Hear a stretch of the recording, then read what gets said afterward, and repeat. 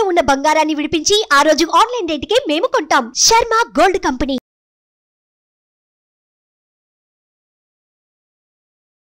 నమస్తే, welcome to Suman TV. నేను మీ యామ్ని. ప్రస్తుతం మనతో ఉన్నారు ప్రముఖ ఆధ్యాత్మికవేత్త, ప్రముఖ జ్యోతిష్య వాస్తు పండితులు సుభాష్ శర్మ గారు ఉన్నారు. గురుగారితో మాట్లాడి మనకున్న సందేహాలను అడిగి తెలుసుకుందాం. నమస్కారం గురుగారు. గురుగారు, మనం శ్రావణ మాసం అయితే లక్ష్మీదేవి అమ్మవారికి పూజ చేస్తాం, వ్రతాలు అవన్నీ చేస్తూ ఉంటామండి. అదే విధంగా ప్రత్యేకమైన ఏదైనా దీపం అంటూ ఉందా? ఉంటే మాకు తెలియచేయాలి. తప్పకుండా అమ్మ. అంటే ఇక్కడ దీపారాధన అనేటటువంటిది ప్రతి ఒక్కరి ఇంట్లో చేయవలసినటువంటి ఒక క్రతువు, అంటే విధానం. ఇక్కడ దీపారాధన శ్రావణ మాసంలో ప్రత్యేకంగా చెయ్యాలి అంటే దానికి లక్ష్మీ దీపారాధన అని చెప్పేసి ఒకటి ఉంటుంది. లక్ష్మీ దీపారాధన అంటే అర్థం ఏంటి అంటే గనక, మనం ఉదయకాలం 6 నుంచి 7 గంటలకు వెలిగించేటటువంటిది. అదే దీపం సాయంకాలం మళ్ళీ 6 నుంచి 7 గంటల మధ్య కాలంలో, అంటే ఉదయకాలం ప్రాతకాలంలో వెలిగించేటటువంటిది లక్ష్మీ దీపము. అలాగే సాయంకాలంలో అదే దీపం వెలిగిస్తే అది కూడా లక్ష్మీప్రదమైనటువంటి దీపము. కనుక దీనికి పర్టికులర్ అయినటువంటి సమయాలు కొన్ని నిర్దేశించడం జరిగింది. అంటే ఎందుకు వెలిగించాలి శ్రావణ మాసంలో అంటే, మన ఇంట్లో ఉన్నటువంటి నెగిటివ్ ఎనర్జీని పోగొట్టుకోవాలనుకున్నా, మనకు సిరి సంపదలు ఎప్పుడూ కూడా సమృద్ధిగా ఉండాలన్నా లక్ష్మీ దీపం అనేటటువంటిది పెడతాము. లక్ష్మీ దీపం అంటే అర్థం ఏంటి అంటే, ఒక రావి ఆకు తీసుకోవాలి. రావి ఆకు. ఆ రావి ఆకు తీసుకున్న తర్వాత దానిపైన మట్టితో కానివ్వండి, లేదా వెండితో కానివ్వండి, లేదా బంగారు దీపం కానివ్వండి, ఈ 3 లేనటువంటి వాళ్ళకి ఏంటి అంటే ఇత్తడిది కానివ్వండి, దీపం రాగిది వెలిగించకూడదు, ఇత్తడిది. అంటే ఈ 4 రకాలైన రాగి దీపం పెట్టకూడదు, ఎప్పటికీ కూడా పెట్టకూడదు. ఓన్లీ ఇత్తడిది కానివ్వండి, పంచలోహాలది కానివ్వండి, లేదు అని అంటే గనక వెండిది, బంగారం దీపం, ఇవి లేవు అంటే మట్టి దీపమైనా సరే. ఈ దీపాలను లక్ష్మీ దీపము అంటారు. అది ఎక్కడ పెడితే లక్ష్మీ దీపం అవుతుంది? మామూలుగా మేము గురుగారు మేము ప్రతిరోజు పెడతామండి దీపం, మరి అది లక్ష్మీ దీపం కాదంటే, లక్ష్మీ దీపం అంటే అది కాదు. ఎప్పుడైతే నువ్వు రావి ఆకు మీద లక్ష్మీ దీపాన్ని అంటే దీపాన్ని పెడతావో అది ఎలా మారుతుందంటే లక్ష్మీ కటాక్షంగా మారుతుంది. విష్ణుమూర్తి పుట్టింది కూడా ఈ యొక్క రావి పత్రంలోనే అని చెప్పేసి మన పురాణం చెప్పేటటువంటి రావి అశ్వత్థ వృక్షము అని అంటాము. అంటే ఈ రావి ఆకు మీద ఎప్పుడైతే మనం దీపం అంటే ఏంటి? లక్ష్మీ ప్రధానమైనటువంటిది దీపం. ఆ దీపాన్ని ఎప్పుడైతే రావి ఆకు మీద పెడతామో అది లక్ష్మీ కటాక్షాన్ని కురిపిస్తుంది. ఇంట్లో ఎప్పుడూ కూడా మరి లక్ష్మీ దీపం వల్ల ప్రయోజనాలు ఏంటి అనే ఆలోచన రావచ్చు. లక్ష్మీ దీపం వల్ల ఇంట్లో ఆర్థిక పరమైనటువంటి ఇబ్బందులు తొలగిపోతాయి. రెండవది గొడవలు తగ్గిపోతాయి. అంటే భార్యాభర్తలకు కానివ్వండి, అన్నదమ్ములకు కానివ్వండి, అక్కా చెల్లెలకు కానీ ఎవరికైతే ఇబ్బందులు అలాంటి వారికి గొడవలు తగ్గిపోతాయి. మూడవది అప్పుల బాధలు తీరిపోవడానికి ఇది చాలా ఉపయోగపడుతుంది. అలాగే అనారోగ్య సమస్యలు ఉన్నటువంటి వారికి ఆరోగ్య ప్రాప్తి కలుగుతుంది. ఎవరైనా ఏదైనా ఇబ్బందులు, శత్రువు నాశనం జరగాలి అన్న ఈ లక్ష్మీ దీపము వాళ్ళకు ఉపయోగపడుతుంది. శత్రు నాశనానికి ఉపయోగపడుతుంది, ఆరోగ్యానికి ఉపయోగపడుతుంది, అప్పుల బాధలు తీరిపోవడానికి ఉపయోగపడుతుంది. అలాగే ఈ యొక్క భార్యాభర్తల మధ్య ఉన్నటువంటి మనస్పర్ధలు దూరం కావడానికి ఉపయోగపడుతుంది. అఖండ సిరి సంపదలు రావడానికి కూడా ఈ దీపం ఉపయోగపడుతుంది. శ్రావణ మాసం మొత్తం పెట్టచ్చు. శ్రావణ మాసం నెల మొత్తం పెట్టుకోవాలి.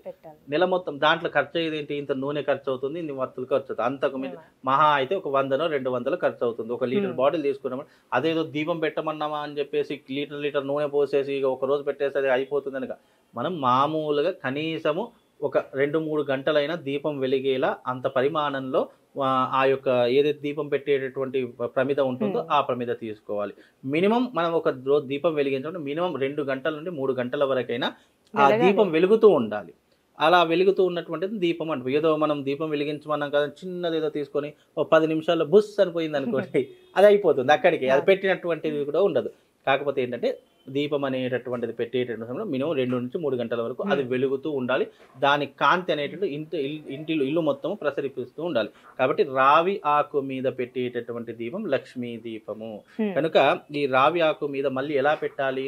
రావి ఆకు మంచి స్వచ్ఛమైంది తీసుకోవాలి. ఎక్కడ కూడా దానికి హోల్స్ కానివ్వండి, నల్లగా కానీ ఉండకూడదు, మచ్చ లాంటివి కూడా ఉండకూడదు.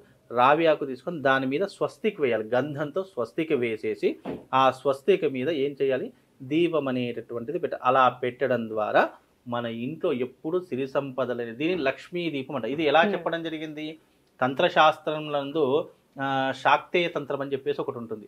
ఆ శాక్తేయ తంత్రంలో ఒక దీపం ఏదైనా వెలిగించాలి, అదృష్టాన్ని సంపాదించుకోవాలి, దురదృష్టాన్ని దూరం చేసుకోవాలంటే ఈ యొక్క విధానాన్ని చెప్పడం తాంత్ర శాస్త్రంలో చెప్పడం తంత్ర శాస్త్రంలో ఇలాంటి రెమెడీస్ చాలా కొన్ని వందల రెమెడీస్ ఉన్నాయి. అంటే ఉద్యోగం రావడానికి, మగ సంతానం పొందడానికి, అలాగే ప్రమోషన్స్ రావడానికి, అలాగే మన జీవితంలో ఉన్నటువంటి అప్పుల బాధలు తీర్చుకోవడానికి, వశీకరణ చేసుకోవడానికి, ఇలా కొన్ని వందల రెమెడీస్ ఉన్నాయి శాక్తేయ తంత్రంలో. కాబట్టి శాక్తేయ తంత్రంలో చెప్పినటువంటి విధానం ఏంటంటే నువ్వు లక్ష్మీ కటాక్షాన్ని పొందడానికి శ్రావణ మాసంలో ఈ యొక్క దీపాన్ని వెలిగించు. అదే ఇప్పుడు మీరు ఇంతకుముందు మనం ఒక క్వశ్చన్ పౌర్ణమి రోజున పౌర్ణమి రోజున కూడా 108 ఈ యొక్క రావి ఆకులు తీసుకొని దాని మీద స్వస్తికి వేసి చక్కగా 108 దీపాలు పెట్టామనుకోండి, మనము 300 అంటే సంవత్సర కాలము చేసినటువంటి పుణ్య ఫలితం ఆ ఒక్క రోజులో సంపాదించవచ్చు. బై మిస్టేక్ ఇవన్నీ మాకు తెలియదండి, మేము ఇప్పటివరకు చేయలేదు అని అనుకునేటటువంటి వాళ్ళు మనం రోజు పెట్టడం కుదరలేదు. శ్రావణ మాసం రోజు ఎక్కడ కుదురుతుంది, మాకు ఆఫీస్ వెళ్ళే టైం అయింది, లేదు మా ఆయన గారికి సేవలు చేసుకునే టైం అయింది, లేదా సాయంకాలం పిల్లలు వచ్చే టైం అయింది, ఇలా అనుకునేటటువంటి వాళ్ళు, ఇబ్బందులు ఉన్నటువంటి వాళ్ళు శ్రావణ పౌర్ణిమ వస్తుంది చూసారా, ఆ శ్రావణ పౌర్ణిమ రోజు సాయంకాలం ఎప్పుడు 6 నుంచి 8 గంటల మధ్య కాలంలో, 8 దాటకూడదు, మళ్ళీ 6 నుంచి 8 మధ్య కాలంలో 8 వరకు ఆ రోజున ఏం చేయాలంటే 108 ప్రమిదలు తీసుకొని 108 ఆకులు తీసుకొని ఆ రోజున లక్ష్మీ దీపం అనేటటువంటిది వెలిగించడం ద్వారా అఖండ ఐశ్వర్యం కలుగుతుంది. నిజంగా ఇది చేసినటువంటి వాళ్ళు పురాణ కాలంలో చాలా మంది ఉన్నారు. ఋషులు చేశారు, ఋషి పత్నులు చేశారు, అంటే ఋషుల యొక్క భార్యలు చేశారు, అలాగే దేవతలు చేశారు. ఇలాంటి అంటే విజయాన్ని పొందారు. అప్పట్లో లక్ష్మి అందరికీ ఉండేటటువంటి వజ్రాలు, వైడులు, అన్ని రకాల ధనానికి లోటు ఉండేది, కానీ విజయాన్ని సాధించడానికి చాలా మంది ఇలాంటి లక్ష్మీదేవి అనుగ్రహం పొందడానికి, కటిక దారిద్రుడైనా సరే అపర కుబేరుడు కావడానికి ఇలాంటి చాలా మంచి పరిహారం. ఇది లక్ష్మీ దీపం అనేటువంటి వెలిగించి చూడండి. ఆ రోజు నుంచి మీ జీవితం మారడం మొదలవుతుంది. ఆ రోజు నుంచి మీ జీవితంలో మెరాకిల్స్ మొదలవుతాయి. అంటే ప్రతి మనిషి జీవితంలో నాకంటూ ఒక రోజు రావాలి, నాకంటూ ఒక టైం కావాలని కోరుకునే వాళ్ళు ఉంటారు కదా. ఆ టైం ఏంటి అంటే ఇది, అంటే డబ్బు పరంగా. ఇప్పుడు ఒక అప్పులు ఉన్నటువంటి వాడు ఒక వ్యక్తికి అప్పు తీరుద్దామనుకున్నప్పుడు అతని దగ్గర డబ్బులు ఉండవు. ఆ వ్యక్తి ఏం మాట్లాడు, నోస్టికి ఇష్టం వచ్చినట్టు మాట్లాడతారు. నీకు దమ్ముంటే నా డబ్బులు పారేసి మాట్లాడు, నా డబ్బులు ఇచ్చేసి మాట్లాడు అని చెప్పి, అప్పుడు ఆ మనిషి మనసులో ఏమనుకుంటాడు తెలుసా, నాకంటూ ఒక రోజు రావాలి, నీకు డబ్బులు ఇచ్చి నేను మాట్లాడతాను అనే సమాధానం చెప్తా. ఆ వచ్చేటటువంటి మార్గం ఏదైనా ఉంది అని అంటే ఈ పరిహారం చేసుకుంటే నిజంగా ఇక అప్పటి నుండి వాడి దారిద్రం అనేటటువంటిది నాశనం అవుతుంది. అంటే ఒకసారి వెలిగిస్తేనే కాదు, ఒకసారి చేస్తేనే కాదు, అది వెలిగించడం ద్వారా ఆ పుణ్య ఫలితం పొందడానికి 41 రోజు పడుతుంది. మండలం రోజులు అని అంటారు. ఆ 41 రోజుల్లో ఇతని దారిద్రం అనేటటువంటిది పటాపంచల కాకపోతే నన్ను అడగండి, నిజంగా ఆ పరిహారం అంత పనిచేస్తుంది. కనుక ఇక మాకు ఒకే రోజు 108 దీపాలు వెలిగించడం కాదు, మాకు కుదరదు, మాకు టైం లేదు అని అనుకునేవాళ్ళు శ్రావణ మాసం రోజు ఒక్కటైనా సరే మీ ఇంట్లో అవకాశం ఉంటే ఏదో ఒక సమయంలో వెలిగించే ప్రయత్నం చేయండి. ఆవు నెయ్యే ఉపయోగించాలి.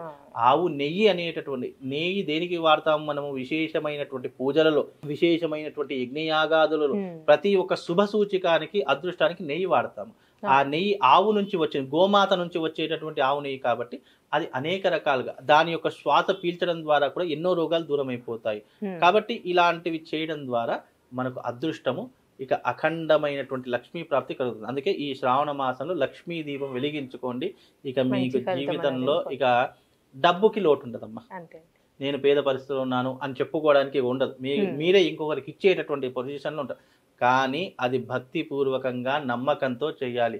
ఇదేదో చెప్పారు కదా, నేనేదో చేస్తాను కదా, నేను చేసి చూస్తాను కదా, ఇలా కాదు.